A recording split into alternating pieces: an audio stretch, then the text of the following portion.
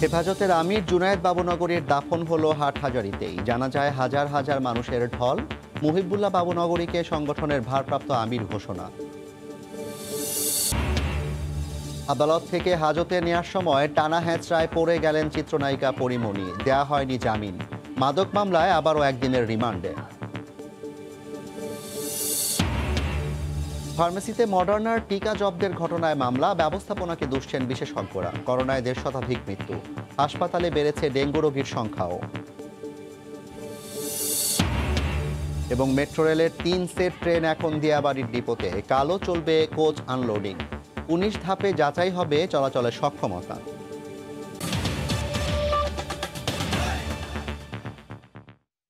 দেখছিলেন প্রধান শিরোনাম। প্রবাসী সময়ের সঙ্গে আছি আমি জাফর সাদিক। এদিকে স্বরাষ্ট্রমন্ত্রী বলেছেন তদন্তের মাধ্যমে বেরিয়ে আসবে সেখানে কার ভূমিকা কী ছিল। বৃহস্পতিবার বিকেলে রাজধানী শেরেবাংলা নগরে রাজধানী উচ্চ বিদ্যালয়ে জাতীয় শোক দিবস উপলক্ষে আয়োজিত এক অনুষ্ঠান শেষে সাংবাদিকদের তিনি কথা বলেন। ঘটনা ঘটেছে, এটার তদন্তে রয়েছে। তদন্তাধীন মামলায় আমরা এখন খোলাখুলি কিছু বলতে পারবো না। তদন্তের মাধ্যমে বেরিয়ে আসবে কার ভূমিকা কী ছিল। কেউ যদি ভুলভ্রান্তি করে থাকে সেই অনুযায়ী তদন্ত রিপোর্ট অনুযায়ী আমরা ব্যবস্থা। একটা অস্বাভাবিক পরিস্থিতি হয় তখন আইনশৃঙ্খলা বাহিনীর দায়িত্ব হয়ে যায় সেখানে আইনশৃঙ্খলা পরিস্থিতি সমুন্নত রাখার জন্য। বরিশালের ঘটনা পর্যায়ক্রমে যেখানে গিয়েছিল সেই জন্য আইনশৃঙ্খলা বাহিনী সেখানে যেতে হয়েছে এবং তারা আইনশৃঙ্খলা বাহিনী বরিশাল শহরকে এখন মানে যে উত্তেজনাটা ছিল সেই উত্তেজনাটা এখন নাই। তারা একটা শান্তিপূর্ণ পরিবেশের আনয়ন করেছে। বৃহস্পতিবার আদালত থেকে হাজতে নেওয়ার সময় টানা হ্যাচড়ায় পড়ে গেলেন চিত্রনায়িকা পরিমণি। তার আইনজীবী বলছেন নারী ও অসুস্থ বিবেচনায় তাকে জামিন দিতে পারত আদালত। রাষ্ট্রপক্ষের আইনজীবীরা বলছেন আগের জিজ্ঞাসাবাদে এলোমেলো তথ্য দেয় তাকে একদিনের রিমান্ড দেওয়া হয়েছে।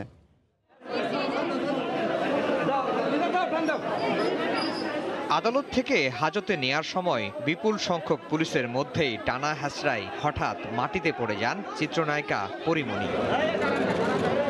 এর আগে বৃহস্পতিবার সকাল 11:30টার দিকে পরীকে তোলা হয় আদালতে। জনাকীর্ণ আদালতে শুরু হয় রিমান্ড ও জামিন শুনানি। শুনানি শেষে পরিমণিকে একদিনের জিজ্ঞাসাবাদে সিআইডিতে পাঠানো হয়। খারিজ হয়ে যায় জামিনের আবেদন।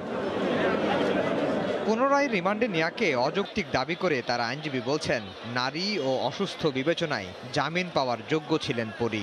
সে অসুস্থ, দীর্ঘদিন রিমান্ডে ছিল এবং তার যে লাইফস্টাইল সেই লাইফস্টাইল অনুযায়ী সে এখানে থাকতে পারছে না। তার নিয়মিত ওষুধ নিতে হয় এবং সে মানসিকভাবে এবং শারীরিকভাবে সে দুর্বল হয়ে পড়েছে। এদিনও আদালতে উপস্থিত ছিলেন তার নানা। পরিমণিকে দেখতে ভিড় ছিল আইনজীবী ও সাধারণ মানুষের। এজলাসে ভিড় সামলাতে হিমশিম খেতে হয় বিচারককেও। আদালতে পরিমণি আইনজীবীকে জানান কারাগারে কষ্টে আছেন তিনি। পরিমণি সাথে আমাদের কথা হয়েছে, সে বলেছে যে আমি থাকতে পারছি না, আমি অসুস্থ, আমি এইভাবে যে বেশি দিন থাকি আমার অবস্থা খুবই সংকটাপন্ন হতে পারে, আপনারা দয়া করে আমার একটা ব্যবস্থা করেন। রাষ্ট্রপক্ষ বলছে আগের রিমান্ডে বিভ্রান্তিকর তথ্য দিয়েছে সে। নারী, অসুস্থ ও সামাজিক মর্যাদা কোনো বিবেচনাতেই এখনই জামিন পাওয়ার যোগ্য নন তিনি। আগে যে জিজ্ঞাসাবাদ করা হয়েছিল সে অনেক বিভ্রান্তিমূলক বক্তব্য দিয়েছে, এগুলো যাচাই বাছাই করা দরকার। প্লাস এই যে সে কিন্তু এখনো বলে নেই যে এই যে মাদকগুলি সে কোত্থেকে পেয়েছে। একদিনের রিমান্ড শেষে শনিবার আবারও পরিমণিকে আদালতে হাজির করার কথা রয়েছে। ওই দিন আবারও জামিন চাওয়ার কথা জানিয়েছেন তার আইনজীবীরা।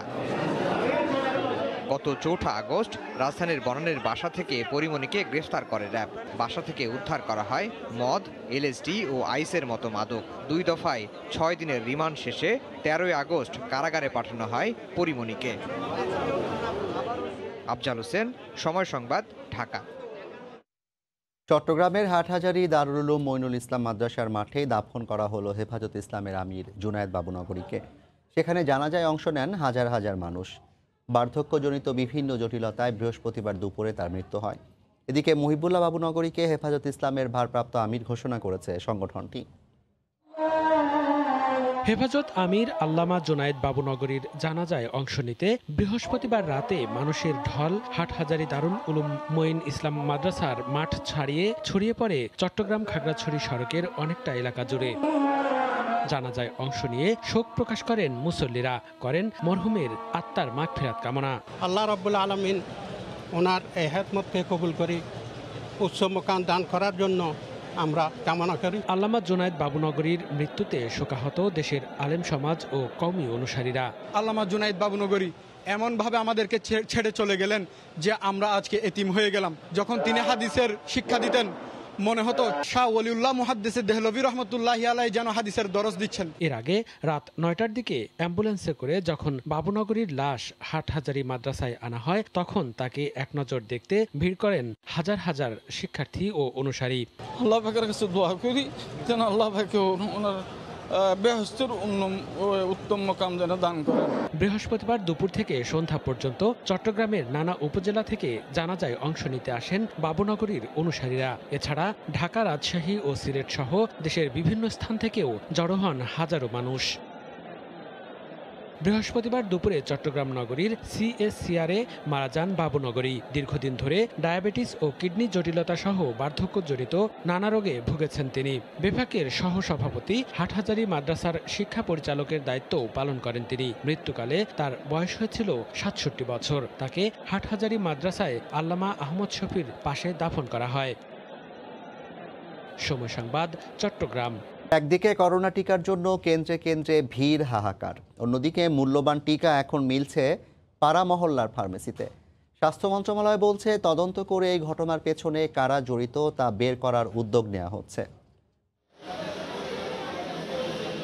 দেশে কোভিড টিকার ক্ষেত্রে দিনকে দিন বাড়ছে চাহিদা। নিবন্ধনের পরও এসএমএস না পাওয়ার কারণে বাড়ছে প্রতীক্ষার প্রহর। কারণ ভান্ডারে টিকা স্বল্পতায় কৌশলগতভাবেই চালানো হচ্ছে ভ্যাকসিনেশন কার্যক্রম। এর মধ্যে বুধবার রাতে দেশে সরকারি টিকা পাওয়া গেছে ফার্মেসিতে। গেল 7 মাস ধরে দেশে টিকা কার্যক্রম চললেও এই প্রথম ভ্যাকসিন বাইরে পাওয়ার নজির তৈরি হলো। খোদ স্বাস্থ্য বিভাগের কর্মকর্তারাও এই ঘটনায় স্পষ্ট কিছু না জানিয়ে বলছেন তদন্ত করা হচ্ছে কারা ভ্যাকসিন স্টোরেজের বাইরে নিয়েছে। প্রশাসন ব্যবস্থা নিচ্ছে, অবশ্যই এটা ইনভেস্টিগেশন চলতেছে, তদন্ত কমিটি হচ্ছে, আমি যতটুকু জানি। এদিকে দক্ষিণখানে ভ্যাকসিনের অবৈধ মজুদ পাওয়া নিয়ে আইনশৃঙ্খলা রক্ষা বাহিনীও নড়েচড়ে বসছে। তাদের দাবি গোয়েন্দা নজরদারি আরও বাড়ানো হবে। টিকা যাতে কেউ এই ধরনের বিভিন্ন জায়গা থেকে চুরি করে বা অন্য কোনোভাবে বা ভেজাল টিকা কোথাও বিক্রি বাজারজাত করতে না পারে বা কেউ কোনো জায়গায় পুশ করতে না পারে, এই জন্য কিন্তু সারা ঢাকাশরী আমাদের নজরদারি অব্যাহত আছে। যদি এই ধরনের কোনো তথ্য আমরা পাই তাৎক্ষণিক আমরা ব্যবস্থা নেব। তবে স্বাস্থ্য খাত নিয়ে কাজ করা বিশ্লেষকদের দাবি, ব্যবস্থাপনায় ত্রুটি নাকি গাফিলতি সেটি দ্রুত উদ্ঘাটন করা জরুরি। এটা অবশ্যই আমাদের কিছু ল্যাপসেস, আমাদের দুর্বলতা স্টোরেজ ডিস্ট্রিবিউশন সিস্টেমের মধ্যে আছে। এটা যেন এরকমের জন্য পুনরাবৃত্তি না হয়, এই জন্য জরুরি ব্যবস্থা নেওয়া। দেশে এখন পর্যন্ত নিবন্ধন করেও টিকা না পাওয়া ব্যক্তি প্রায় 2.25 কোটি। অথচ দিনে প্রথম ডোজ দেওয়া হচ্ছে 2 লাখেরও কম। এ হারে টিকা দেওয়া হলে বর্তমানে নিবন্ধন করা সব ব্যক্তির প্রথম ডোজ নিশ্চিতেই সময় লেগে যাবে 3 মাসেরও বেশি। ফারুক ভাইয়া, রবিন, সময় সংবাদ, ঢাকা। চট্টগ্রামের টিকা কেন্দ্রগুলোতে বৃহস্পতিবারও ছিল উপচে পড়া ভিড়। টিকার জন্য একজনকে লাইনে অপেক্ষা করতে হয়েছে 8 থেকে 9 ঘন্টা পর্যন্ত। সবচেয়ে বেশি দুর্ভোগে পড়েন টিকা নিতে আসা বয়স্করা। এমনকি লাইনে ছিল না স্বাস্থ্যবিধির কোনো বালাই। আশরাফুল আলম মামুনের ক্যামেরায় ফেরদৌস লিপির রিপোর্ট। চট্টগ্রামের করোনার প্রধান টিকা কেন্দ্র চট্টগ্রাম মেডিকেল কলেজ হাসপাতালে বৃহস্পতিবার টিকার এই লাইন হাসপাতাল ছাড়িয়ে মূল সড়ক পর্যন্ত চলে গেছে, যেখানে টিকা নিতে আসা একজনকে দাঁড়াতে হয়েছে 8 থেকে 9 ঘন্টা পর্যন্ত। এসএমএস অতিরিক্ত বেশি দিয়েছে, যে জন্য সারাদিন দাঁড়ায়ও জায়গা পাওয়া যাইতেছে না। 8টা থেকে এসে লাইনে দাঁড়ায় আসছি, এতে কোনো ব্যবস্থা, এরকম ব্যবস্থা নিয়ে আমরা টিকা দিতে পারবো না। সবচেয়ে বেশি অবর্ণনীয় দুর্ভোগে পড়তে হয় বয়স্কদের। ঘন্টার পর ঘন্টা দাঁড়িয়ে অসুস্থ হয়ে পড়েন অনেকে। ওইখান থেকে পুলিশে সাইড দিয়ে লোক ঢুকেছে, লাইন টানতেছে না আর কি। আমরা দাঁড়াই আছি, এখন ব্যথা করতেছি, 3 ঘন্টা দাঁড়াই আছি, দাঁড়াইতে পারতেছি না। তারপরেও কষ্ট করে দাঁড়াচ্ছি, দেখতেছি যে ভিতরে ভিতরে লোকজন ঢুকে ফেলছে। এমনকি পরপর 2 দিন এসেও টিকা না পাওয়ার আশঙ্কা করছেন কেউ কেউ। কালকে আসছিলাম, কালকে এসে ওখানে দাঁড়াইছি, 2টা বাজতে বন্ধ করে দিছে। কালকে রেড ছিল, দিতে পারি না, এরকম লাইনে দাঁড়াই চলে গেছে বাসায়। আজকে আবার 8টা থেকে আসি, দাঁড়াই রয়েছে, এখনো পাই নাই। চট্টগ্রামে সর্বশেষ শনিবার 3,35,280 ডোজ টিকা এসেছে। এর মধ্যে মডার্নার 1,36,080 ডোজ এবং সিনোফার্মের 1,99,200 ডোজ। ফেরদৌস লিপি, সময় সংবাদ, চট্টগ্রাম। করোনায় প্রাণহানি ও শনাক্তের হার কমছে। 24 ঘন্টায় সারা দেশে আজও প্রাণহানি 1.5 শতাধিক। সবচেয়ে বেশি ঢাকায় মারা গেছেন 50 জন। এরপরই চট্টগ্রামে 38 জনের মৃত্যু হয়েছে। মৃত্যু শনাক্তের হার কমায় হাসপাতালগুলোতেও কিছুটা চাপ কমেছে। রিপোর্টার ও প্রতিনিধিদের পাঠানো তথ্য ছবি নিয়ে রিপোর্ট। কিছুটা ক্ষান্ত হয়েছে প্রাণঘাতী ভারতীয় ডেল্টা ভেরিয়েন্ট। গত কয়েকদিনে কমেছে হাসপাতালগুলোতে রোগী ভর্তির সংখ্যা, তবে কাটেনি আইসিইউ সংকট। সর্বাধিক 50 জন মারা গেছেন ঢাকা বিভাগে। তাদের মধ্যে ঢাকা জেলায় 18, নারায়ণগঞ্জে 9, টাঙ্গাইলে 3 ও ফরিদপুরে 1 জন। করোনায় দ্বিতীয় সর্বোচ্চ মৃত্যু চট্টগ্রাম বিভাগে 38 জন। তার মধ্যে কুমিল্লায় 14, চট্টগ্রামে 6 ও চাঁদপুরে 5 জন। শনাক্তের হার 18.76%। আইসিইউতে বলছে অনেক চেষ্টা করছে, নিতে পারি নাই। এবারে এখন 8টা 10-এর ভিতরে মারা গেল। অক্সিজেন লাগে টাইপের তৈরি আছি, অক্সিজেন আছে প্রচুর, কিন্তু অক্সিজেন 1 মিনিটের লাগে হলো না। সিলেট বিভাগে করোনায় মারা গেছেন 23 জন। এর মধ্যে সিলেট জেলায় 17 জন। করোনায় রাজশাহী বিভাগে 13 জনের মৃত্যু হয়েছে। এর মধ্যে রাজশাহীর 3 ও বগুড়ার 5 জন। শনাক্তের হার 12.18%। মেডিকেলে আসার পর এখন যে চিকিৎসাগুলো পাওয়ার পর এখন মানুষ আতঙ্ক থেকে দূর হচ্ছে। ডাক্তার প্রেসক্রিপশনকে দিল, ওষুধ দিল, আবার বাসা নিয়ে চলে যাচ্ছে। খুলনা বিভাগে করোনায় মারা গেছেন 12 জন। তাদের মধ্যে বাগেরহাট, যশোর ও ঝিনাইদহে 3 জন করে। শনাক্ত ও মৃতের সংখ্যা কমেছে রংপুর বিভাগেও। 24 ঘন্টায় মারা গেছেন 8 জন। ময়মনসিংহ বিভাগে মৃতের সংখ্যা আরও কম। 24 ঘন্টায় 5 জনের মৃত্যু হয়েছে করোনায়। আইসিইউতে আসলে তুলনামূলকভাবে একটু সিট সংখ্যা কম, রোগীর সংখ্যা অনেক বেশি। এছাড়া করোনায় বরিশাল বিভাগে 10 জন মারা গেছেন। আহসানুল করিম, সময় সংবাদ। ক্রমেই অবনতির দিকে রাজধানীর ডেঙ্গু পরিস্থিতি। বেশি আক্রান্ত হচ্ছে 1 থেকে 5 বছরের শিশুরা। আজও হাসপাতালে ভর্তি 270 জন। ঢাকা শিশু হাসপাতালের তথ্য অনুযায়ী গত 1 মাসে ডেঙ্গু রোগী ভর্তির সংখ্যা দ্বিগুণেরও বেশি। রাজধানীর মধ্য পাইকপাড়ার 10 বছরের শিশু সিয়াম 6 দিন ধরে জ্বরে আক্রান্ত, সেই সাথে বমি। 3 দিন আগে ডেঙ্গু ধরা পড়লে ভর্তি করা হয় ঢাকা শিশু হাসপাতালে। দ্রুতই তার রক্তের প্লাটিলেট কমে 23,000-এর নিচে নেমে আসে। শারীরিক অবস্থার অবনতি হলে তাকে ভর্তি করা হয় আইসিইউতে। পেটটা ফুলে গেছে, পেটটা ব্যথা করতেছে। কালকে থেকে বলতেছে যে আইসিইউতে নিতে, মানে আমাদের পক্ষে সম্ভব হয় নাই, তো এই জন্য নিতে পারিনি। সিয়ামের মতো অনেক শিশুই এখন ডেঙ্গু আক্রান্ত হয়ে হাসপাতালে ভর্তি।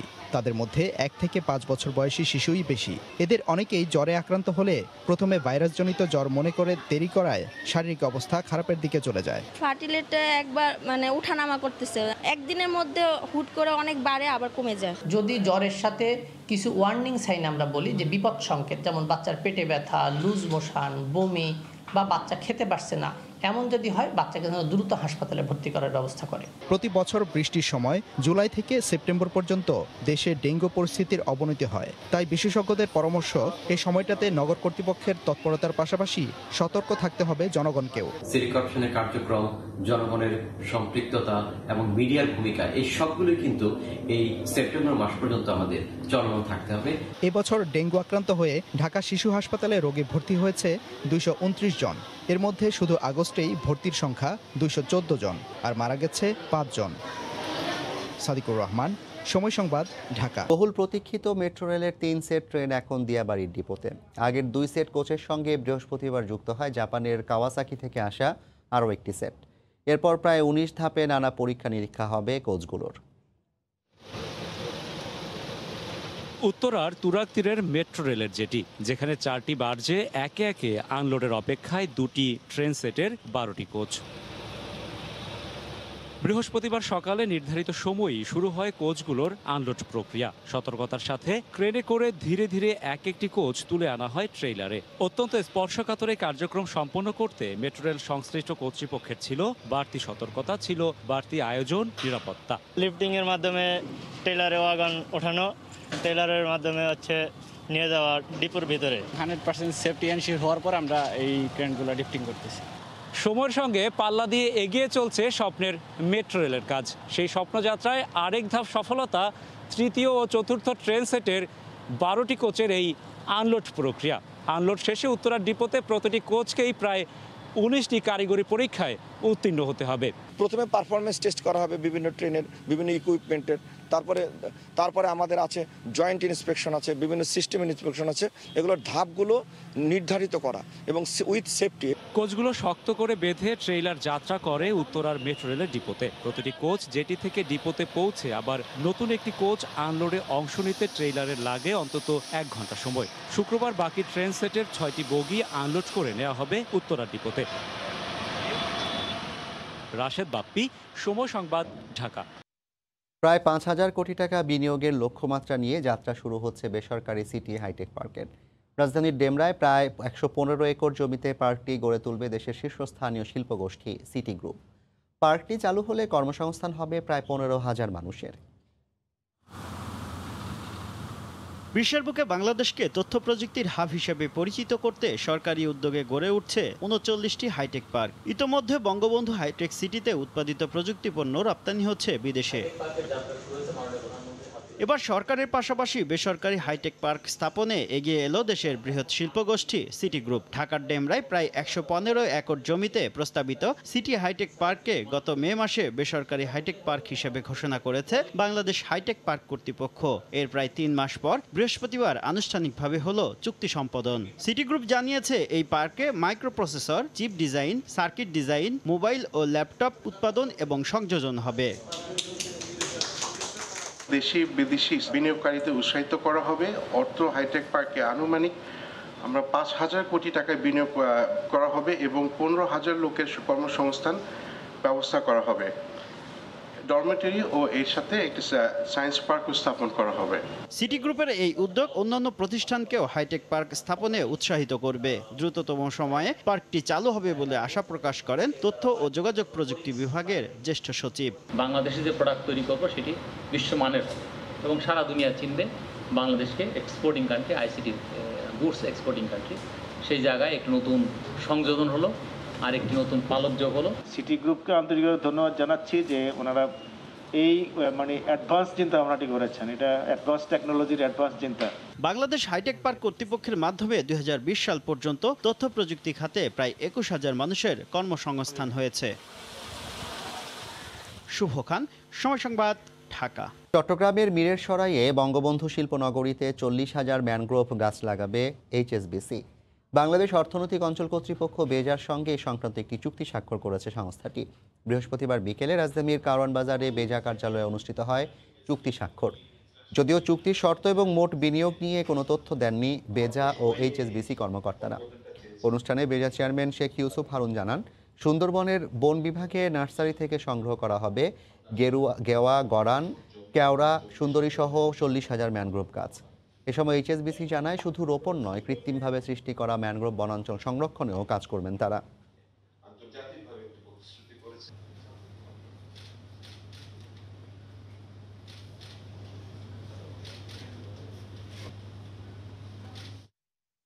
তালেবান নিয়ে ডাক্তার জাফরুল্লাহর উৎসাহীমূলক বক্তব্য বিএনপির কিনা তা নিয়ে প্রশ্ন তুলেছেন তথ্যমন্ত্রী ডক্টর হাসান মাহমুদ। রাজধানীর বাংলা মোটরে Bangladesh satellite company limited BSCL কার্যালয়ে বৃহস্পতিবার আয়োজিত জাতীয় শোক দিবসের আলোচনা শেষে সাংবাদিকদের একথা বলেন মন্ত্রী। জাফরুল্লাহ সাহেব যে বক্তব্য দিয়েছেন, তো আমার প্রশ্ন হচ্ছে এই বক্তব্য কি বিএনপিরও একই বক্তব্য কিনা, সেটি হচ্ছে প্রশ্ন। কারণ আমরা দেখেছি যে তালেবানরা সেখানে কাবুল দখল করার পর আমাদের এখানে জঙ্গি গোষ্ঠীর মধ্যে আপনার কিছু উৎসাহ দেখা দিয়েছে বলে বিভিন্ন সূত্র থেকে আমরা জানতে পেরেছি। এখন সেই উৎসাহ দেখা যাচ্ছে জাফরুল্লাহ সাহেবের মধ্যেও আছে। আজকের ডিজিটাল বাংলাদেশের বীজ বুনেছিলেন বঙ্গবন্ধু শেখ মুজিবুর রহমান, এমন মন্তব্য করেছেন ডাক ও টেলিযোগাযোগ মন্ত্রী মোস্তফা জব্বার। বৃহস্পতিবার রাজধানীর বাংলা মোটরে Bangladesh satellite company limited BSCL কার্যালয়ে আয়োজিত জাতীয় শোক দিবসের আলোচনায় ভার্চুয়ালি যুক্ত হয়ে একথা বলেন মন্ত্রী। এছাড়া চূড়ান্ত পর্যায়ের প্রস্তুতি থাকায় 2024 সাল নাগাদ বাংলাদেশ তৃতীয় সাবমেরিন ক্যাবলে যুক্ত হবে বলেও জানান তিনি। ডিজিটাল বাংলাদেশ এই অঙ্গীকারের ঘোষণাটি আমাদের মাননীয় প্রধানমন্ত্রী দিয়েছেন 2008-এ, কিন্তু এই ডিজিটাল বাংলাদেশের বীজটা বপন করেছেন সেই বীজটি আমাদের মাননীয় প্রধানমন্ত্রী 96 থেকে 2001 এই সময়কালে সেই দিকে অঙ্কুরিত করিয়ে একে একটি বড় চারা গাছে রূপান্তর করেন। দুই সন্তানকে ফিরে পেতে বাংলাদেশের উচ্চ আদালতে মামলা করলেন জাপানি নারী। সন্তানদের জন্য উদ্বিগ্ন হয়ে ছুটে এসে মামলা করেন তিনি। আগামী 31শে আগস্ট শিশুদের হাজির করতে বলেছেন আদালত। দূরত্ব প্রায় ৫,০০০ কিলোমিটার, তবে পরীক্ষিত বন্ধু বাংলাদেশ ও জাপান। বন্ধু দুই দেশের দুই নাগরিকের পারিবারিক ইস্যু গড়ালো আদালতে। যে ইস্যুতে এর আগে মামলা হয়েছিল জাপানে, সেই একই ইস্যুতে এবার বাংলাদেশের আদালত পাড়ায় জাপানি নারী, বিবাদী বাংলাদেশি এক পুরুষ। একটু পেছনে ফেরা যাক। ২০০৮ সালে জাপানের নাগরিক ডাক্তার এরিকোকে বিয়ে করেন বাংলাদেশি শরীফ ইমরান। ৩ সন্তানকে নিয়ে ভালোই ছিল তাদের সংসার। এবছরের ১৮ জানুয়ারি ইমরান বিবাহ বিচ্ছেদের আবেদন করলে সন্তানরা কার কাছে থাকবে তা নিয়ে সৃষ্টি হয় বিরোধ। বিষয়টি গড়ায় টোকিও আদালতে। সেই আদালত থেকে রায় আসে মা এরিকোর পক্ষে। এরিকোর অভিযোগ, টোকিও আদালতের রায় না মেনে 2 মেয়ে সন্তানকে নিয়ে বাংলাদেশে পাড়ি জমান ইমরান। বন্ধ করে দেয়া হয় সব যোগাযোগ। প্রথমে জাপানি দূতাবাসের মাধ্যমে সমঝোতার চেষ্টা করা হলেও কোনো সাড়া মেলেনি। সেই কারণেই দ্বারস্থ হন উচ্চ আদালতের। সব শুনে 31শে আগস্ট 2 শিশুকে হাজির করার আদেশ দেন আদালত। এরিকো জানান 2 সন্তানকে নিয়ে উদ্বিগ্ন তিনি। 2 বার তাকে দেখা করতে দিলেও সেই স্মৃতি ছিল ভয়াবহ। আমি আমার সন্তানদের ফিরে পেতে চাই। সন্তানদের ভবিষ্যৎ নিয়ে আমি উদ্বিগ্ন। তাদের অনুপস্থিতি আমাকে কাঁদায়। আমি একজন গর্বিত মা। এই মামলার দিকে নজর রাখছে জাপানও। এরই মধ্যে তদারকির জন্য একজনকে নিয়োগ দিয়েছে জাপান দূতাবাস।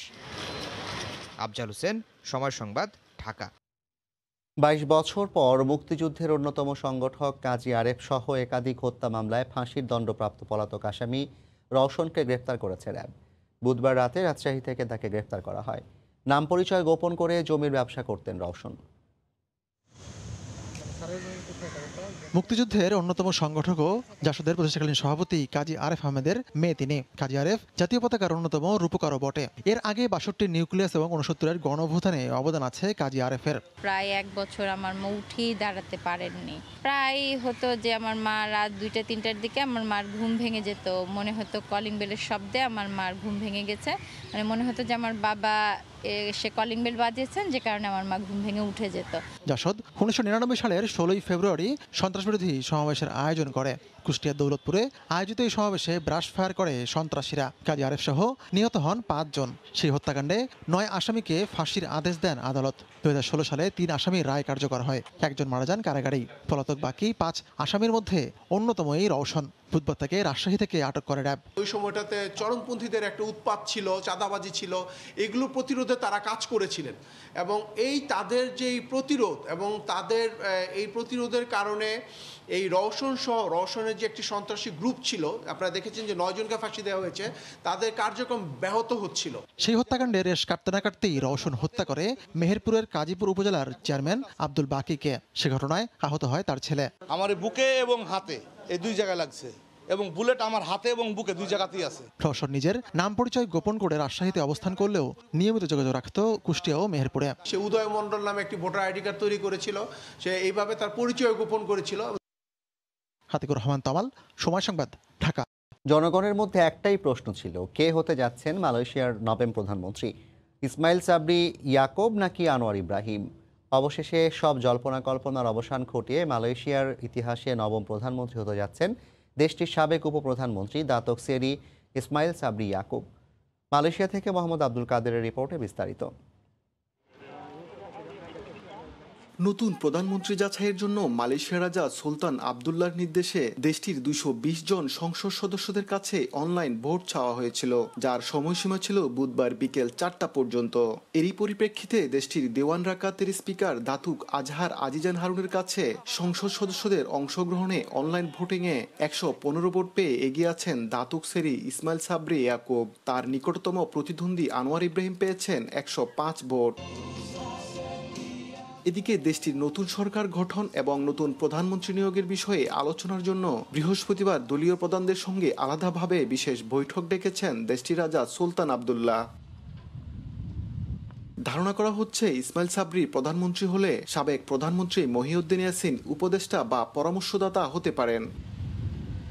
মোহাম্মদ আব্দুল কাদের, সময় সংবাদ, কুয়ালালামপুর, মালয়েশিয়া। দীর্ঘ 5 মাস পর খুলল কক্সবাজার সহ সব পর্যটন কেন্দ্র। প্রবেশে নিষেধাজ্ঞা নেই বিশ্বের দীর্ঘতম সমুদ্র সৈকতেও। দেশের দূর দূরান্ত থেকে ছুটে আসছেন পর্যটকরা। এতে দারুণ খুশি ব্যবসায়ীরা। লোকসান কাটিয়ে ওঠার স্বপ্ন দেখছেন তারা।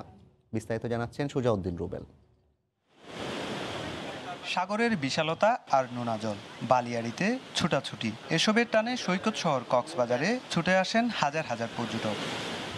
করোনার কারণে দীর্ঘদিন বন্ধ থাকার পর অবশেষে উন্মুক্ত করে দেওয়া হয় সমুদ্র সৈকত। দেশের দূর দূরান্ত থেকে ছুটে আসছেন শত শত পর্যটক। বাচ্চাদের নিয়ে, পরিবার নিয়ে খুব ভালো লাগছে। মানসিক ফ্রেশনেসের কারণে এখানে আসা, স্বাস্থ্যবিধি মেনেই ঘোরাফেরা করছি। পর্যটক আসায় সবচেয়ে বেশি খুশি ব্যবসায়ীরা। যদি এভাবে থাকে তাহলে ইনশাল্লাহ আমরা করে দাঁড়াতে পারবো। যতবার লস পাইছি এটা টাকাটা উঠতে পারে। সরজমিনে দেখতে সৈকতে আসেন জেলা প্রশাসক। সর্বোচ্চ 50%-এর বেশি কোন অবস্থাতেই তারা বুকিং নেবেন না। আমরা কিন্তু এগুলো নিবিড়ভাবে পর্যবেক্ষণ করছি। 4.5 মাসে কক্সবাজারের পর্যটনের সব খাতে ক্ষতি হয়েছে প্রায় 5,000 কোটি টাকা। সুজাউদ্দিন রুবেল, সময় সংবাদ, কক্সবাজার। এদিকে দেশের বিভিন্ন পর্যটন কেন্দ্রে যেতে শুরু করেছেন পর্যটকরা। তবে প্রথম দিনে পর্যটকদের আনাগোনা ছিল কিছুটা কম। কঠোর বিধিনিষেধ শেষে ফের পর্যটন কেন্দ্র খোলায় স্বস্তি প্রকাশ করেছেন এ খাতের ব্যবসায়ীরা। জেলা প্রতিনিধিদের পাঠানো তথ্য ও ছবি নিয়ে রিপোর্ট। আবারও ভ্রমণ পিপাসুদের গুঞ্জন পর্যটন কেন্দ্রগুলোতে। টানা 4.5 মাসের বিধিনিষেধের পর মুক্ত বাতাসে যেতে পেরে খুশি পর্যটকরা। পাহাড়, ঝর্ণা আর অরণ্যের জনপদ খাগড়াছড়ি। নয়নাভিরাম দৃশ্য দেখতে আর নির্মল বিনোদন পেতে এখানে ছুটে আসেন পর্যটকরা। তবে প্রথম দিনে তেমন একটা ভিড় না থাকলেও পরবর্তীতে পর্যটকদের কোলাহলে মুখর হয়ে উঠবে এই পাহাড়ি এলাকা, এমনটাই আশা করছেন হোটেল মোটেল ব্যবসায়ীরা। মাস্ক পরে স্বাস্থ্যবিধি মেনে চলাটাকে আমরা গুরুত্ব দিচ্ছি। আজ থেকে আসা শুরু করছে, পরবর্তীতে আশা করি যে পর্যটকরা বেড়ে যাবে। রাঙ্গামাটিতেও প্রথম দিনে দেখা মেলেনি কাঙ্ক্ষিত পর্যটকের। ঝুলন্ত সেতু, পলওয়েল পার্ক সহ বিভিন্ন স্পটে তেমন আনাগোনা ছিল না তাদের। এখনো হোটেলগুলোই বুকিং কম। কঠোর বিধিনিষেধে যে ক্ষতি হয়েছে তা পুষিয়ে নেওয়ার শঙ্কা কাটছে না ব্যবসায়ীদের। টানা 3 দিন বন্ধ সহ আগামীতে পর্যটক বাড়বে, আমরা আশাবাদী। স্বাস্থ্যবিধি মেনে, মাস্ক বাধ্যতামূলক স্বাস্থ্যবিধি মেনে তাদেরকে পর্যটন এলাকায় আসার জন্য বিশেষভাবে অনুরোধ করতেছি। এদিকে বৃহস্পতিবার সকালে দর্শনার্থীদের জন্য উন্মুক্ত করা হয় নাটোরের গণভবন। প্রবেশদ্বারে স্বাস্থ্যবিধি নিশ্চিত করতে জীবাণুনাশক ও বিনামূল্যে মাস্ক বিতরণ করা হয়। দর্শনার্থীদের মন প্রাণ জুড়িয়ে যায় এখানকার প্রাকৃতিক রূপ আর সৌন্দর্যে। অনেক গাছে ফুল ফুটছে, অনেক সুন্দর লাগছে। ঐতিহ্যবাহী একটা রাজবাড়ি নাটোরের। আমরা কলেজ থেকে 8 জন স্টুডেন্ট আসছি। এছাড়া একঘেয়েমি কাটাতে আসা দর্শনার্থীদের ভিড় লক্ষ্য করা গেছে এদিন সাভারের বিনোদন কেন্দ্রগুলোতে। ফাহরিয়া ফারজানা, সময় সংবাদ। নিউজিল্যান্ডের বিপক্ষে 5 ম্যাচ টি-20 সিরিজের জন্য 19 সদস্যের দল ঘোষণা করেছে বাংলাদেশ ক্রিকেট বোর্ড বিসিবি। দলে ফিরেছেন মুশফিকুর রহিম, লিটন দাস এবং আমিনুল ইসলাম বিপ্লব। ইনজুরি পুরোপুরি ঠিক না হওয়ায় দলে রাখা হয়নি তামিম ইকবালকে। গেল সিরিজ থেকে বাদ পড়েছেন একমাত্র মোহাম্মদ মিথুন। টি-20 বিশ্বকাপের আগে বাংলাদেশের শেষ প্রস্তুতি। ইংল্যান্ড না আসায় নিউজিল্যান্ডের বিপক্ষে সিরিজ খেলেই ওমানে পাড়ি দিবে টাইগাররা। যাওয়ার আগে নিজেদের সেরা স্কোয়াডটা যাচাই করার শেষ মঞ্চ। অস্ট্রেলিয়ার বিপক্ষে দুর্দান্ত সিরিজ জয়ের পর অনেকটা অনুমেয়ই ছিল এই সিরিজে। খুব একটা পরিবর্তন আসছে না স্কোয়াডে, হলেও তেমনটা। আগের সিরিজ থেকে বাদ পড়েছেন একমাত্র মোহাম্মদ মিঠুন, যদিও গেল সফরে কোনো ম্যাচই খেলেননি এই ব্যাটার। আশার খবর হলো স্কোয়াডে ফিরেছেন মিডল অর্ডারের অন্যতম ভরসা মুশফিকুর রহিম। পারিবারিক কারণে জিম্বাবুয়ে সিরিজের মাঝপথে দেশে ফিরেছিলেন মিস্টার ডিপেন্ডেবল। এরপর ঘরের মাঠে মিস করেন অজিদের বিপক্ষে সিরিজও। এই সিরিজে ফেরার মধ্য দিয়ে শক্ত হলো টাইগারদের মিডল অর্ডার। দলে রাখা হয়নি ওয়ানডে অধিনায়ক তামিম ইকবালকে।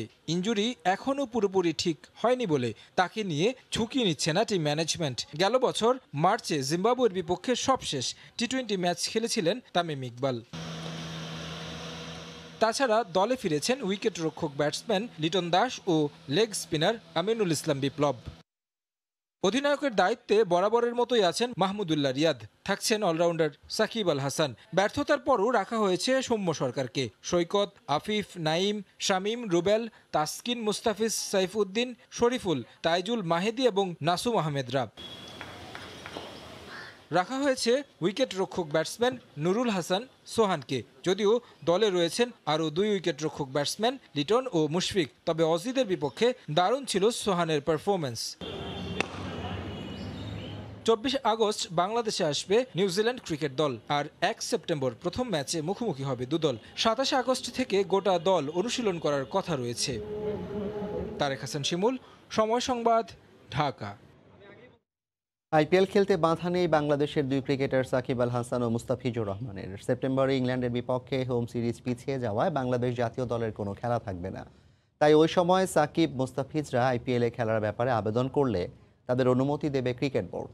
সময় সংবাদে এমনটাই নিশ্চিত করেছেন cricket operations chairman Akram Khan. বিস্তারিত হুমায়ুন কবির রোজের রিপোর্টে। গেল এপ্রিলে বাংলাদেশ ক্রিকেট দলের 2টি টেস্ট ছিল শ্রীলঙ্কার বিপক্ষে। একই সময় করোনার চোখ রাঙানি উপেক্ষা করে ভারতের মাটিতে শুরু হয় আইপিএল। এমন অবস্থায় যুক্তি ব্যাখ্যা করে আইপিএল খেলতে ছুটি চেয়ে বিসিবিকে চিঠি দেন সাকিব, কিন্তু এ নিয়ে সাকিব আল হাসান ও ক্রিকেট অপারেশনস চেয়ারম্যান আকরাম খানের সাথে বিতর্কের সৃষ্টি হয়। ব্যাপারটি বোর্ড প্রধান পর্যন্ত গড়ায়। শেষ পর্যন্ত লঙ্কায় না গিয়ে সাকিব, মুস্তাফিজরা অংশ নেন আইপিএলে। তবে করোনার প্রতাপে মাঝ পথেই আইপিএল স্থগিত হয়। পুনরায় সেপ্টেম্বরের 19 তারিখ থেকে আবারও আইপিএল এর বাকি অংশ মাঠে গড়ানোর কথা। ওই সময় হবার কথা ছিল বাংলাদেশের ইংল্যান্ডের বিপক্ষে হোম সিরিজ, কিন্তু তা পিছিয়েছে। সেক্ষেত্রে এবার কি বাধ্যবাধকতা আছে সাকিব, মুস্তাফিজের আইপিএলে অংশগ্রহণ নিয়ে? জাস্ট আমাদেরকে আবেদন করলে আমরা কিন্তু আপনার ক্লিয়ারেন্সটা দিয়ে দিব। আমার মনে হয় না বোর্ড উইলিংলি এটা আপনার ক্লিয়ারেন্সটা দিবে। জাস্ট আমরা ওয়েট করছি ওদের চিঠির জন্য। এই সময় মানে ওয়ার্ল্ড কাপের আগে ওখানেই যেহেতু ওয়ার্ল্ড কাপ হবে, তো যত বেশি প্লেয়ার ওখানে খেলতে পারবে, এটা এক্সপিরিয়েন্সের ব্যাপার আছে, এটা টিমের জন্য ভালো। নিউজিল্যান্ডের বিপক্ষে 10 সেপ্টেম্বর শেষ টি20 খেলে আইপিএলে অংশ নিতে দেশ ছাড়ার কথা রয়েছে সাকিব ও মুস্তাফিজের। ডেফিনেটলি আপনি যদি ভালো প্লেয়ার নিয়ে খেলেন, আপনার স্ট্রেংথটা বাড়বে। হুমায়ুন কবির রোজ, সময় সংবাদ, ঢাকা। এ পর্যায়ের শীর্ষ সংবাদ জানিয়ে দিচ্ছে আরেকবার। হেফাজতের আমির জুনায়েদ বাবুনগরীর দাফন হলো হাটহাজারীতেই। জানা যায় হাজার হাজার মানুষের ঢল। মুহিবুল্লাহ বাবুনগরীকে সংগঠনের ভারপ্রাপ্ত আমির ঘোষণা। এবং আদালত থেকে হাজতে নেয়ার সময় টানা হ্যাঁচড়ায় পড়ে গেলেন চিত্রনায়িকা পরিমণি, দেয়া হয়নি জামিন। মাদক মামলায় আবারও 1 দিনের রিমান্ডে। এই ছিল প্রবাসের সময়। সঙ্গে থাকুন সময়।